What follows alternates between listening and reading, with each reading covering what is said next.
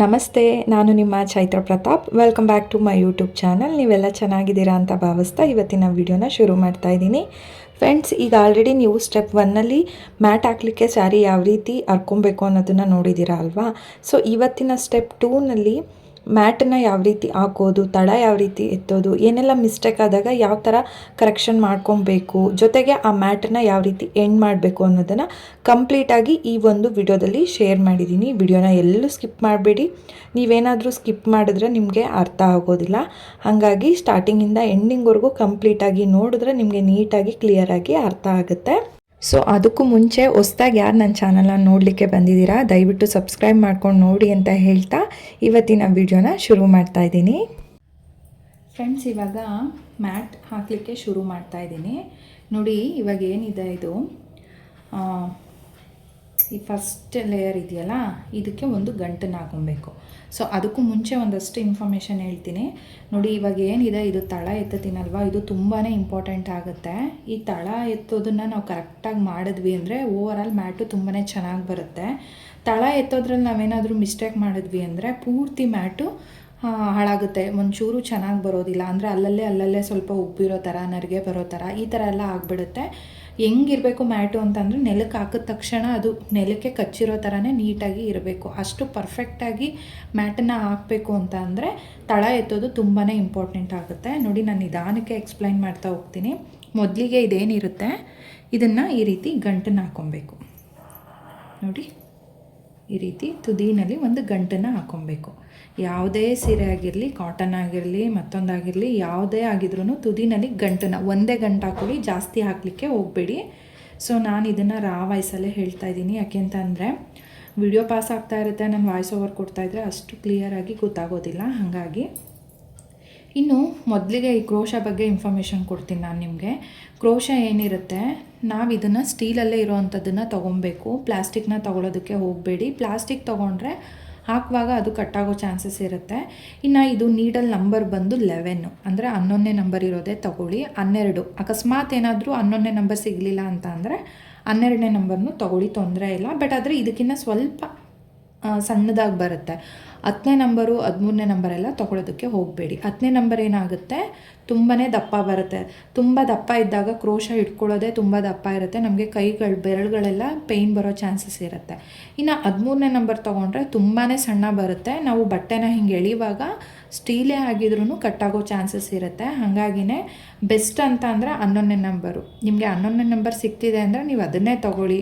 In case ಏನಾದರೂ 11ನೇ number ಸಿಕ್ಕಿಲ್ಲ ಅಂತ ಅಂದರೆ 12ನೇ ನಂಬರ್ ತೊಗೊಳ್ಳಿ. ಇದು ಬಂದು ಎಲ್ಲ ಥರ ಬ್ಯಾಂಗಲ್ ಸ್ಟೋರಲ್ಲೂ ಸಹ ಸಿಗುತ್ತೆ. ನೋಡಿ, ಈಗ ಇದನ್ನು ಗಂಟು ಹಾಕಿದ್ದೀವಿ ಅಲ್ವಾ. ಸೊ ಈ ಗಂಟು ಹಾಕಾದ್ಮೇಲೆ ನನ್ನ ಲೆಫ್ಟ್ ಸೈಡಲ್ಲಿ ಈ ಬೆರಳಲ್ಲಿ ಇದನ್ನು ನೋಡಿ ಈ ರೀತಿ 1-2 ಲೇಯರು ಸುತ್ಕೊತೀನಿ. ಹಿಂಗೆ ಸುತ್ಕೊತಾ ಇದ್ದಂಗೆ ಈ ಬೆಟ್ಟಿಂದ ಇದನ್ನು ಹಿಂಗೆ ಇಟ್ಕೊಬೇಕು. ಸೊ ನೋಡಿದ್ರಿ ಅಲ್ವಾ, ಇನ್ನೊಂದು ಸಲ ತೋರಿಸ್ತೀನಿ ನೋಡಿ. ಈ ರೀತಿ ಬೆಟ್ಟಲ್ಲಿ ಹೀಗೆ ಸುತ್ಕೊಬೇಕು. ಸೊ ಹಿಂಗೆ ಸುತ್ಕೊಂಡ್ಮೇಲೆ ಈ 2 ಬೆಟ್ಟಿಂದ ಈ ಗಂಟು ಹತ್ರ ನಾವು ಇಟ್ಕೊಬೇಕು. ಗಂಟು ಹತ್ರ ಇಟ್ಕೊಂಡಾದ್ಮೇಲೆ ನೋಡಿ, ಕ್ರೋಶನ ಯಾವಾಗಲೂ ಇಲ್ಲೊಂದು ನಂಬರ್ ಕೊಟ್ಟಿದ್ದಾರಲ್ಲ, ಈ ಪಾರ್ಟ್ಸಲ್ಲಿ ಸ್ವಲ್ಪ ಚಪ್ಪಟೆ ಥರ ಇರುತ್ತೆ. ನಾವಿಲ್ಲೇ ಇಟ್ಕೊಬೇಕು ಕ್ರೋಶನ. ಈ ಉಂಡೆ ಇರೋ ಭಾಗದಲ್ಲಿ ಇಟ್ಕೊಳ್ಳೋದಕ್ಕೆ ಹೋಗಬಾರ್ದು. ಇಲ್ಲಿ ಇಟ್ಕೊಂಡ್ರೆ ಏನಾಗುತ್ತೆ, ನಮ್ಗೆ ಹಾಕಲಿಕ್ಕೆ ಕಷ್ಟ ಆಗುತ್ತೆ, ಕೈ ಬೆರಳುಗಳೆಲ್ಲ ಪೇಯ್ನ್ ಬರುತ್ತೆ. ಸೊ ಇಲ್ಲಿ ಹಿಂಗೆ ಇಟ್ಕೊಬೇಕು. ನೋಡಿ, ಇದೇನಿದೆ ಬಟ್ಟೆ ಹಿಂದಕ್ಕೆ ಇರಬೇಕು, ಕ್ರೋಶ ಮೇಲ್ಬದಿ ಇರಬೇಕು. ಸೊ ಸ್ವಲ್ಪ ಇಲ್ಲಿ 1 ಇಂಚಷ್ಟು ಗ್ಯಾಪ್ ಕೊಟ್ಟು ನೀವೇನು ಮಾಡಬೇಕು, ಬಟ್ಟೆ ಈ ಕೈಯಲ್ಲಿರೋ ಬಟ್ಟೆನ ಕ್ರೋಶಕ್ಕೆ ಒಂದು ಸುತ್ತು ಹಿಂಗೆ ಸುತ್ತಬೇಕು. ಸೊ ಈ ರೀತಿ ಸುತ್ತಿದ್ರಿ ಅಲ್ವಾ, ಸ್ವಲ್ಪ ಫ್ರೀಯಾಗೆ ಮಾಡಿ. ತುಂಬ ಟೈಟಾಗಿ ಇಟ್ಕೊಂಡ್ರೆ ಮೊದಲನೇದು ಮನೆ ತೊಗೊಳೋದು ತುಂಬಾ ಕಷ್ಟ ಆಗುತ್ತೆ. ನೋಡಿ, ಕೈಯಲ್ಲಿರೋ ಬಟ್ಟೆನ ಕ್ರೋಶಕ್ಕೆ ಒಂದು ಸುತ್ತು ಸುತ್ತಾಯಿತು. ಈಗೇನು ಮಾಡಬೇಕು, ಕ್ರೋಶ ಹಿಂಗೆ ಹಿಡ್ದಿದ್ದೀವಿ ಅಲ್ವಾ, ನೋಡಿ ಇದನ್ನು ಒಂದು ಸುತ್ತು ಹಿಂಗೆ ತೊಗೊಳ್ಳಿ. ಸೊ ಗೊತ್ತಾಯ್ತಲ್ಲ. ಈಗೇನು ಮಾಡಬೇಕು, ಇಲ್ಲಿ ಗಂಟು ಹತ್ರ ಇಟ್ಕೊಂಡಿರ್ತೀವಲ್ಲ ಕೈ, ಅದನ್ನು ಬಿಟ್ಬಿಟ್ಟು ನಾವೇನು ಮಾಡಬೇಕು, ಇಲ್ಲಿ ಹಿಂಗೆ ಇಟ್ಕೋಬೇಕು. ಸೊ ಇಲ್ಲಿ ಹಿಂಗೆ ಇಟ್ಕೊಳ್ಳುವಾಗ ಕೈಯಲ್ಲಿ ಸ್ವಲ್ಪ ಬಟ್ಟೆನ ಬಿಡಬೇಕಾಗುತ್ತೆ. ಸೊ ನೋಡಿ, ಇಲ್ಲಿ ಹಿಂಗೆ ಇಟ್ಕೊಂಡು ಈ ರೀತಿ ಕ್ರೋಶದಲ್ಲಿ ಬಟ್ಟೆನ ಎಳ್ಕೊಬೇಕು. ಸೊ ಎಳ್ಕೊಂಡ್ರಿ ಅಲ್ವಾ, ಇಷ್ಟೇ. ಸೊ ಇನ್ನೊಂದು ಸಲ ತೋರಿಸ್ತೀನಿ ನಾನು, ನಿಮಗೆ ಕನ್ಫ್ಯೂಷನ್ ಆಗೋದು ಬೇಡ. ನೋಡಿ, ಬಟ್ಟೆ ಗಂಟಾಗಿದೆ. ಗಂಟಾದಮೇಲೆ ಈ ಬೆಟ್ಟಿಂದ ನೀಟಾಗಿ 1-2 ಲೇಯರ್ ಸುತ್ಕೊಳ್ಳಿ. ಸುತ್ತಾದಮೇಲೆ ಗಂಟು ಹತ್ರ ಇವೆರಡು ಬೆಟ್ಟಿಂದ ಗಂಟು ಹತ್ರ ಕೈಯನ್ನು ಇಟ್ಕೊಬೇಕು. ಕ್ರೋಶನ ನಾವು ಕೂತಿರ್ತೀವಿ ಅಲ್ವಾ, ನಮ್ಮ ಆಪೋಸಿಟ್ ಫೇಸಿಗೆ ಕೊಕ್ಕಿರಬೇಕು. ಸೊ ಹಿಂಗೆ 1 ಇಂಚ್ ಗ್ಯಾಪ್ ಕೊಟ್ಟು ಫಸ್ಟಿಗೆ ಕೈಯಲ್ಲಿರೋ ಬಟ್ಟೆನ ಕ್ರೋಶಕ್ಕೆ ಒಂದು ಲೇಯರ್ ಹಿಂಗೆ ಸುತ್ಕೊಳ್ಳಿ. ಅದಾದಮೇಲೆ ಸ್ವಲ್ಪ ಫ್ರೀಯಾಗಿರಲಿ, ತುಂಬ ಹಿಂಗೆ ಟೈಟಾಗಿ ಇಟ್ಕೋಬೇಡಿ, ಸ್ವಲ್ಪ ಫ್ರೀಯಾಗಿರಲಿ. ನೆಕ್ಸ್ಟ್ ಏನು ಮಾಡಬೇಕು, ಕ್ರೋಶನ ಈ ರೀತಿ ಒಂದು ರೋಲ್ ಸುತ್ತಬೇಕು. ಇದಿಷ್ಟು ಆದಮೇಲೆ ಏನು ಮಾಡಬೇಕು, ಇಲ್ಲಿ ಗಂಟಿರೋ ಹತ್ರ ಕೈ ಬೆರಳಿಂದ ಇಟ್ಕೊಂಡಿರ್ತೀವಲ್ವ, ಅದನ್ನು ಬಿಟ್ಟು ಈ ಲೇಯರ್ ಹತ್ರ ಇಟ್ಕೊಬೇಕು. ಸೊ ಹಿಂಗೆ ಇಟ್ಕೊಂಡು ಏನು ಮಾಡಬೇಕು, ನೆಕ್ಸ್ಟು ಕೈಯಲ್ಲಿರೋ ಬಟ್ಟೆನ ಕ್ರೋಶಕ್ಕೆ ಒಂದು ಲೇಯರ್ ಸುತ್ಕೊಬೇಕು. ಸೊ ಈ ರೀತಿ ಎಳ್ಕೊಬೇಕು. ನೋಡಿ, ಇದು ಮೊದಲನೇ ಮನೆ ಏನಿರುತ್ತೆ ಸ್ವಲ್ಪ ಕಷ್ಟ ಆಗುತ್ತೆ. ನೋಡಿ ಬಂತಲ್ವಾ. ನೋಡಿ ಈಗೇನು ಮಾಡಬೇಕು, ಮತ್ತು ಅದೇ ಥರನೇ ಹಾಕ್ಕೊಂಡೋಗಿ. ಈಗ ಮೊದಲನೇದಾಗಿ ನಾನು ತೋರಿಸ್ತಾ ಇರೋದು ರೌಂಡ್ ಶೇಪ್ ಅಲ್ವಾ. ಸೊ ನಾನು ಹೇಳ್ತೀನಿ ಯಾವ ಥರ ಅಂತ. ನೋಡಿ ಇದೇ ಥರನೇ ಹಾಕ್ತಾ ಹೋಗಿ. ಅರ್ಥ ಆಗ್ತಿದೆ, ತುಂಬ ನಿಧಾನವಾಗಿ ತೋರಿಸ್ತಾ ಇದ್ದೀನಿ ನಾನು. ನೋಡಿ ಈ ರೀತಿ ಹಾಕ್ಕೊಳ್ಳಿ. ಸೊ ರೌಂಡ್ ಶೇಪಲ್ಲಿ ಮ್ಯಾಟ್ ಹಾಕ್ತಾ ಇರೋದ್ರಿಂದ ರೌಂಡ್ ಶೇಪ್ಗೆ ತಳ ಯಾವ ಥರ ತೊಗೋಬೇಕು ಅಂತ ನಾನು ಹೇಳ್ತಾ ಇರೋದು. ನೋಡಿ ಈಗೇನಿದೆ ನೋಡ್ತಾ ಇದ್ದೀರಲ್ಲ, ಜಡೆ ಎಣ್ದಿರೋ ಥರನೇ ಬರ್ತಿದೆ. ಸೊ ಈಗ ರೌಂಡ್ ಶೇಪ್ಗೆ ನಾವು ಈ ಥರ ಟರ್ನ್ ಮಾಡ್ಕೊಬೇಕು. ಇದನ್ನು ಈ ಶೇಪಲ್ಲೇ ತೊಗೋಬೇಕು, ರೌಂಡ್ ಶೇಪಲ್ಲೇ. ಸೊ ನಿಮಗೆ ನೋಡಿ ನಾನೊಂದು ಅಂದಾಜಲ್ಲೇ ತೊಗೊತಾ ಇದ್ದೆ, ಬಟ್ ನಿಮಗೆ ಕನ್ಫ್ಯೂಷನ್ ಆಗುತ್ತೆ ಅಂದರೆ ಈ ಮನೆಗಳಿರುತ್ತಲ್ಲ ಇದನ್ನು ಎಣಿಸ್ಕೊಳ್ಳಿ. ಅಂದರೆ ನೋಡಿ, ಇದು 1ನೇ ಮನೆ, 2ನೇದು, 3ನೇದು, 4ನೇದು, 5, 6, 7. ಸೊ ಇದು 7 ಮನೆಗೆ ಟರ್ನ್ ಆಗುತ್ತೆ. ನೀವೇನಾದರೂ ತುಂಬ ಬೇರೆ ಬೇರೆ ಗೊತ್ತಾಗಲ್ಲ ಅಂತ ಅಂದರೆ ಮಿನಿಮಮ್ ಅಂದರೆ ಒಂದು 10 ಮನೆ ತೊಗೊಳ್ಳಿ. ಒಂದು 10 ಮನೆ ತೊಗೊಳ್ಳಿ, ತೊಂದರೆ ಇಲ್ಲ.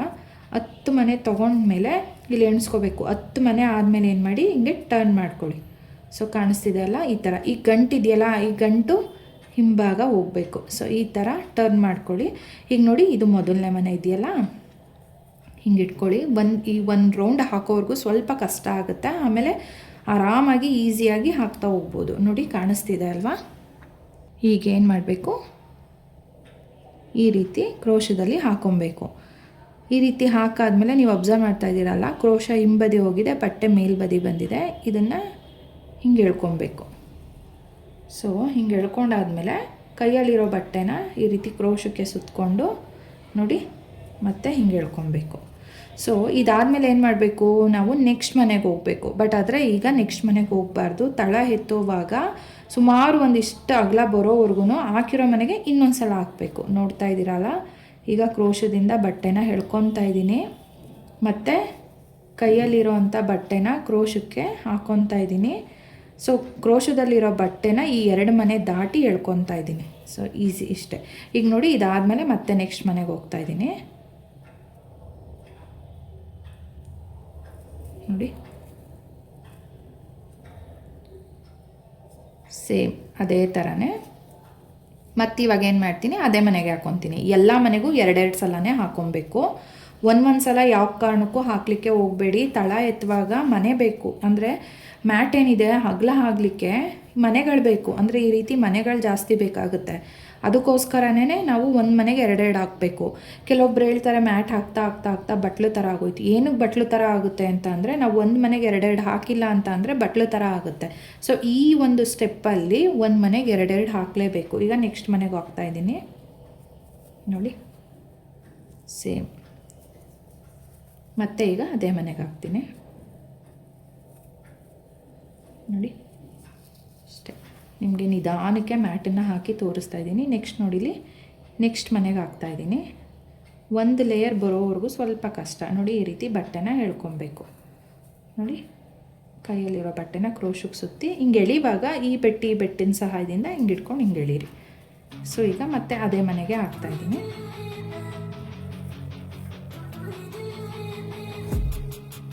ನೆಕ್ಸ್ಟ್ ಈಗ ಬೇರೆ ಮನೆಗೆ. ಈಗ ನೆಕ್ಸ್ಟ್ ಅದೇ ಮನೆಗೆ ಹಾಕ್ತಾಯಿದ್ದೀನಿ. ಒಂದು ಮನೆಗೆ 2 ಸಲನೇ ಹಾಕಬೇಕು. ಈಗ ಅದೇ ಮನೆಗೆ ಹಾಕ್ತಾಯಿದ್ದೀನಿ.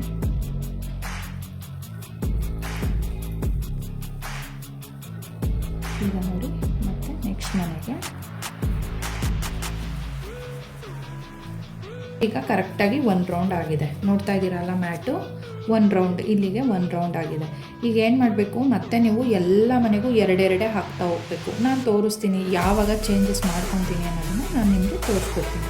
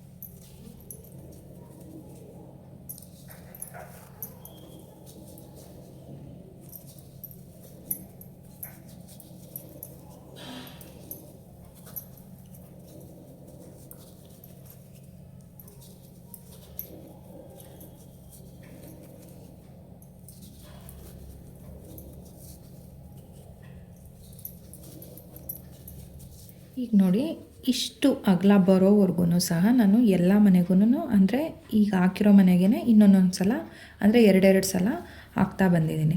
ಈಗೇನಾಗ್ತಿದೆ ಅಂದರೆ ಮ್ಯಾಟು ಒಂದು ಪರ್ಫೆಕ್ಟಾಗಿ ಇರೋ ಥರ ಕಾಣಿಸ್ತಿದೆ. ಈಗ ನಾವು ಮತ್ತೆ ಎರಡೆರಡು ಹಾಕೋ ಅವಶ್ಯಕತೆ ಇಲ್ಲ. ಸೊ ಕೆಲವೊಬ್ರಿಗೆ ಅನಿಸ್ಬೋದು, ಕೆಲವೊಂದು ಸೀರೆ ಅಂದರೆ ಕೆಲವೊಂದು ಫ್ಯಾಬ್ರಿಕ್ ಮೇಲೂ ಡಿಪೆಂಡ್ ಆಗುತ್ತೆ. ಕೆಲವೊಂದು ಹೇಗೆ ಅಂತ ಅಂದರೆ ಇದಕ್ಕಿಂತ ಕಮ್ಮಿ ಬರ್ತಿದ್ದಂಗೆ ಜಾಸ್ತಿ ಎರಡೆರಡು ಹಾಕ್ಬಿಟ್ರೆ ಈ ರೀತಿ ನರಿಗೆ ಥರ ಬರ್ತಾ ಇರುತ್ತೆ. ನಾವು ಅವಾಗ ಏನು ಮಾಡಬೇಕು, ಇಲ್ಲಿಗೇ ಸ್ಟಾಪ್ ಮಾಡಬೇಕು. ಕೆಲವೊಂದು ಬಟ್ಟೆ ಯಾವ ರೀತಿ ಇರುತ್ತೆ ಅಂತ ಅಂದರೆ ಇದಕ್ಕಿಂತ ಇನ್ನೂ ಅಗಲ ಹಾಕೋವರೆಗೂ ನಾವು ಎರಡೆರಡೇ ಹಾಕಬೇಕಾಗುತ್ತೆ. ಸೊ ನಾನು ಇವಾಗ ನಿಮ್ಗೆ ಏನು ಹೇಳೋದಕ್ಕೆ ಹೋಗ್ತಾ ಇದ್ದೀನಿ ಅಂದರೆ ಬಟ್ಟೆ ಮೇಲೆ ಡಿಪೆಂಡ್ ಆಗುತ್ತೆ. ಹೆಂಗೆ ಗೊತ್ತಾಗುತ್ತೆ ಅಂತ ಅಂದರೆ ನೋಡಿ, ಈಗ ಹಿಂಗೆ ಹಿಡಿದು ನೋಡಬೇಕು. ಸೊ ಗೊತ್ತಾಗುತ್ತೆ. ಹಿಂಗೆ ಅಂದಾಗ ಎಲ್ಲೋ ಒಂದು ಕಡೆ ಹಿಂಗೆ ಉಪ್ತಿದೆ ಅಂತ ಅಂದರೆ ಎರಡೆರಡು ಹಾಕಿರೋದು ಜಾಸ್ತಿ ಆಗಿದೆ ಅಂತ. ಸೊ ಅವಾಗ ಏನು ಮಾಡಬೇಕು, ನೀವು ಅಲ್ಲಿಗೇ ಎರಡೆರಡು ಹಾಕೋದನ್ನು ಸ್ಟಾಪ್ ಮಾಡಬೇಕು. ಈಗ ನಾನು ಹೇಗೆ ಹಾಕ್ತೀನಿ ಅಂತ ಅಂದರೆ 1 by 1 ಮಾಮೂಲಿ ರೆಗ್ಯುಲರಾಗಿ ಒಂದು ಮನೆ ಆದಮೇಲೆ ನೆಕ್ಸ್ಟ್ ಮನೆಗೆ ಹಾಕ್ತಾ ಹೋಗ್ತೀನಿ ನೋಡಿ ಈ ರೀತಿ. ಸೊ ಇದೇ ಥರ ಕಂಟಿನ್ಯೂ ಮಾಡಬೇಕು ಮ್ಯಾಟ್ನ. ಇನ್ನು ಮತ್ತೆ ಏನು ಚೇಂಜಸ್ ಮಾಡೋದು ಬೇಡ, ಯಾಕೆಂದರೆ ಇವಾಗ ಕರೆಕ್ಟಾಗಿ ಆಗಿದೆ ಮ್ಯಾಟು, ಯಾವುದೇ ಥರ ಚೇಂಜಸ್ ಕಾಣಿಸ್ತಿಲ್ಲ.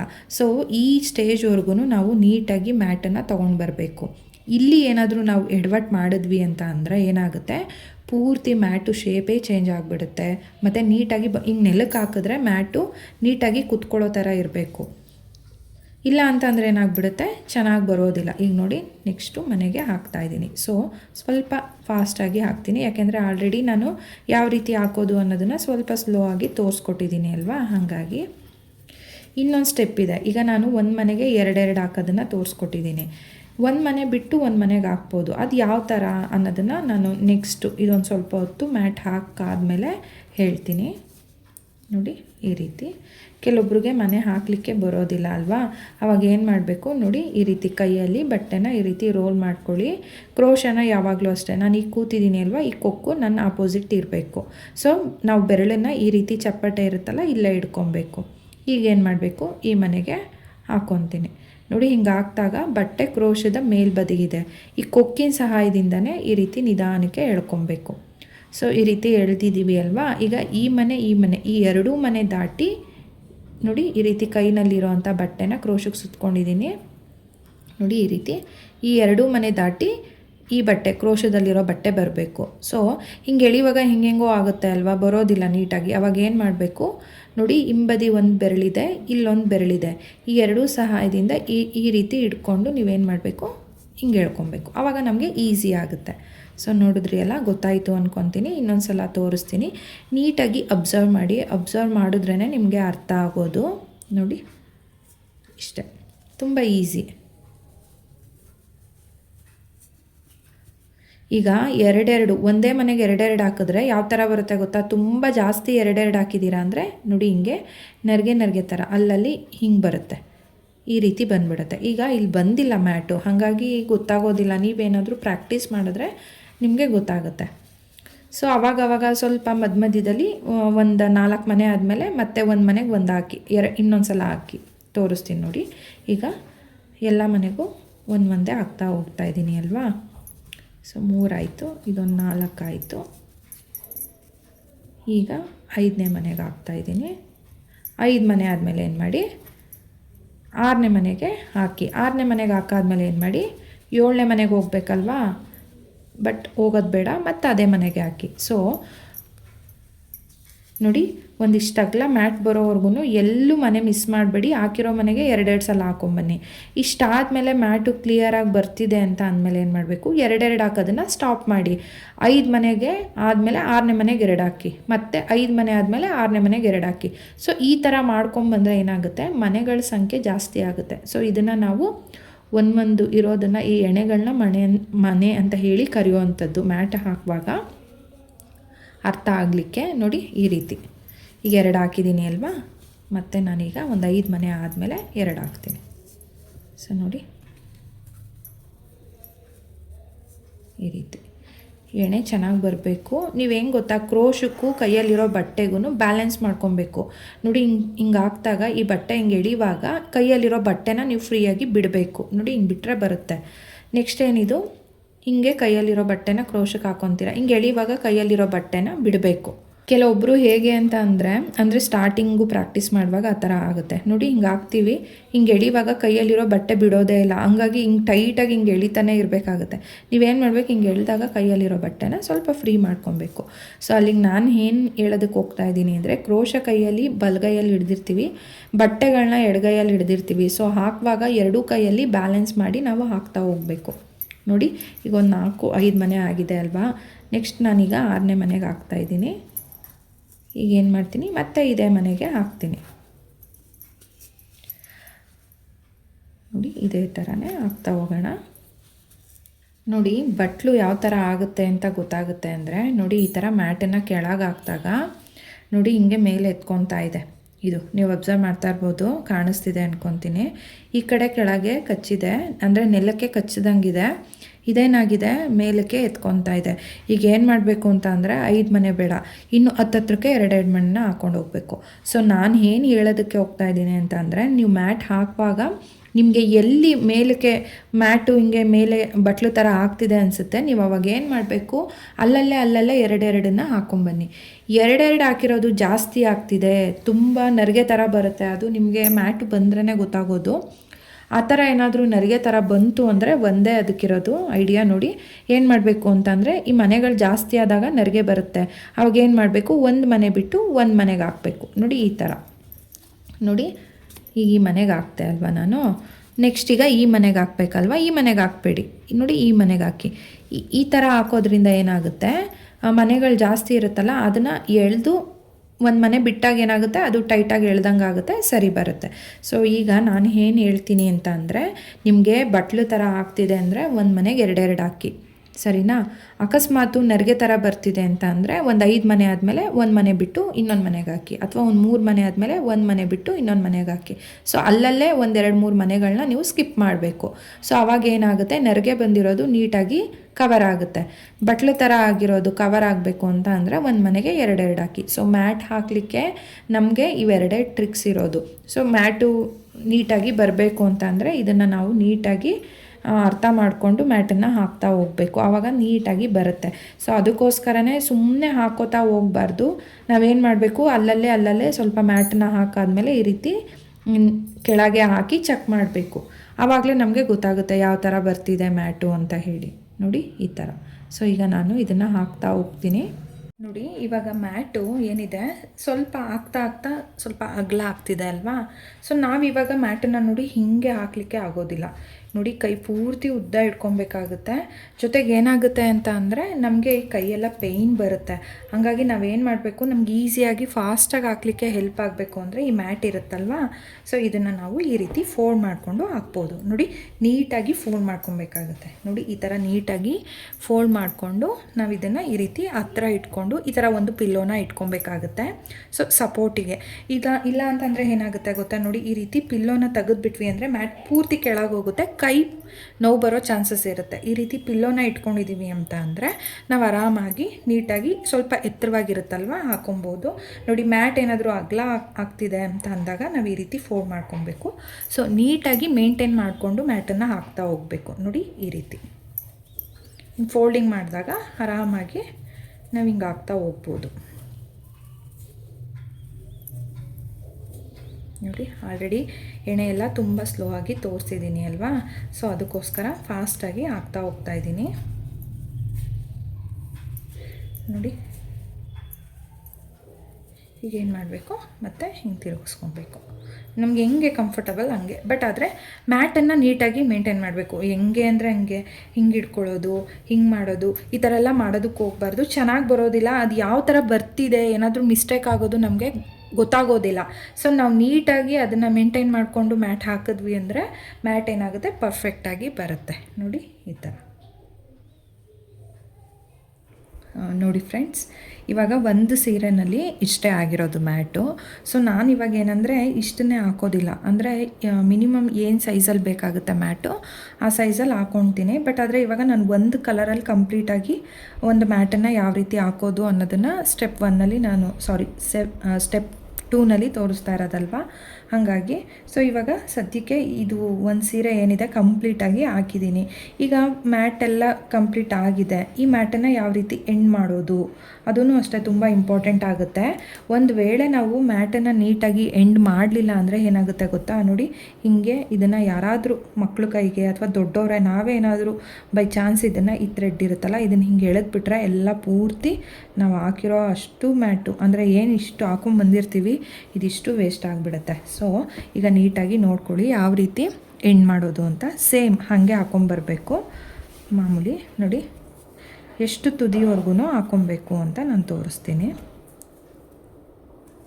ನೋಡಿ ಇಷ್ಟು ಬಂತಲ್ವಾ. ಇವಾಗ ನಾವೇನು ಮಾಡಬೇಕು ಅಂದರೆ ಇಷ್ಟೇ ಬಟ್ಟೆ ಇದ್ದಾಗ ಈಗ ಈ ಬೆರಳಲ್ಲಿ ಹಿಂಗೆ ಸುತ್ಕೊಳ್ಳೋದನ್ನು ಬಿಟ್ಬಿಡೋಣ. ನೋಡಿ ಈ ರೀತಿ ಪೂರ್ತಿಯಾಗಿ ಎಳ್ಕೊಬೇಕು. ನೋಡಿ ಈ ರೀತಿ ಪೂರ್ತಿಯಾಗಿ ಹಿಂಗೆ ಎಳ್ಕೊಬೇಕು. ಮತ್ತು ಒಂದೇ ಹಾಕ್ಕೊಬೇಕಾಗುತ್ತೆ. ನೋಡಿ ಮತ್ತೆ ಈ ರೀತಿ ಹಿಂಗೆ ಎಳ್ಕೊಬೇಕು. ಅವಾಗ ಏನಾಗುತ್ತೆ, ಗಂಟು ಬೀಳುತ್ತೆ. ನೋಡಿ ಈಗ ಎಷ್ಟು ಹೇಳಿದ್ರೂ ಮ್ಯಾಟು ಓಪನ್ ಆಗೋಲ್ಲ. ಟೈಟಾಗಿ ಎಳೆದ್ರೂ ಇದು ಬಿಚ್ಚೋಗೋದಿಲ್ಲ, ಟೈಟಾಗಿ ಕೂತ್ಕೊಳ್ಳುತ್ತೆ. ಸೊ ಅದಕ್ಕೋಸ್ಕರನೇ ಇಷ್ಟು ಬಟ್ಟೆಗೂ ಪೂರ್ತಿ ಗಂಟು ಬೀಳುತ್ತೆ. ನೋಡಿ ಈ ರೀತಿ ಹೀಗೆ ಈ ರೀತಿ ಗಂಟನ್ನು ಹಾಕ್ತಾ ಬರಬೇಕು. ನೋಡಿದ್ರಿ ಅಲ್ಲ, ಟೈಟಾಗಿ ಹಾಕಬೇಕು ಗಂಟನ್ನು, ಲೂಸಾಗಿ ಹಾಕಲಿಕ್ಕೆ ಹೋಗಬಾರ್ದು. ನೋಡಿ ಈ ಥರ ಟೈಟಾಗಿ ಎಳೆದು ಹಾಕ್ಕೊಬೇಕು. ಪೂರ್ತಿ ಎಷ್ಟು ಕ್ರೋಶಾಗೆ ಬಟ್ಟೆ ಎಳ್ಕೊಬೋದು ಅಲ್ಲಿವರೆಗೂ ಹಾಕಿ. ನೋಡಿ ಇಷ್ಟಾಗುತ್ತೆ. ಮತ್ತು ನೋಡಿ ಈ ಬಟ್ಟೆ ಬರುತ್ತಾ ನೋಡ್ಕೊಳ್ಳಿ, ಸಾಲೋದಿಲ್ಲ ಅಲ್ವಾ, ಹಿಂಗೆ ಎಳೆಯೋದಕ್ಕೆ ಸಾಲೋದಿಲ್ಲ ಅಲ್ವಾ. ಅವಾಗ ಏನು ಮಾಡಿ ಅಂದರೆ ನೋಡಿ ಇಲ್ಲಿಂದ ಇಲ್ಲಿವರೆಗೂ ಗಂಟು ಬಂದಿದೆ, ಯಾವ ಕಾರಣಕ್ಕೂ ಇದು ಬಿಚ್ಚೋಗೋದಿಲ್ಲ. ನಾವೇನಂದರೆ ಸಿಸರಲ್ಲಿ ಕಟ್ ಮಾಡಿದ್ರೇ ಇದು ಏನಾದರೂ ಓಪನ್ ಆಗಬೇಕು ಅಂತ ಅಂದರೆ ಅಲ್ಲಿವರೆಗೂ ಇದು ಓಪನ್ ಆಗೋದಿಲ್ಲ. ಇವಾಗ ಏನು ಮಾಡಬೇಕು, ಕ್ರೋಶದಲ್ಲಿ ಮತ್ತೆ ಇನ್ನೊಂದು ಗಂಟು ಬೀಳ್ತಿಲ್ಲ ಅಂದಾಗ ನೋಡಿ ಈ ರೀತಿ ಲಾಸ್ಟಲ್ಲಿ ಹೆಣ್ಣು ಮಾಡಿ ಅಷ್ಟೇ. ಇದನ್ನು ಇದು ಕಾಣಿಸೋದು ಬೇಡ, ಒಂಥರ ಚೆನ್ನಾಗಿ ಕಾಣೋದಿಲ್ಲ ಅಲ್ವಾ. ಹಾಗಾಗಿ ನೋಡಿ ಈ ಥರ ಹಾಕ್ಕೊಂಡ್ರೆ ನೋಡಿ ಕಂಪ್ಲೀಟಾಗಿ ಒಂದು ಮ್ಯಾಟು ರೆಡಿಯಾಗಿದೆ. ಎಷ್ಟು ಚೆನ್ನಾಗಿ ಕಾಣಿಸುತ್ತೆ ನೋಡಿ.